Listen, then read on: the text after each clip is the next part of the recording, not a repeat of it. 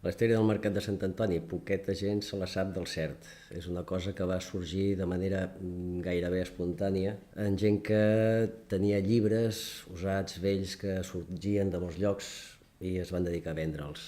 O sigui, evidentment, el mercat del llibre és una cosa que sempre ha estat viva. Té les seves normes, la seva manera de funcionar. Aleshores, durant l'època franquista era el lloc on, diguem-ne, anava molta gent a buscar el que no es podia trobar enlloc, perquè costava trobar o perquè estava prohibit. Volies trobar llibres de cuixa, de pit i cuixa, al mercat. No els tindràs en primera fila perquè estava prohibit. Vols trobar llibres de política, de mas i tot això, al mercat. No estarien en primera fila, però hi eren. Si volies trobar llibres en català que no estaven permesos, si els podies trobar era bàsicament de la gent del mercat. Qui tenia una llibreria en tenia, amagadets, amb el seu racó, però allà al mercat doncs, no estarien a la vista molts, però sí que hi eren.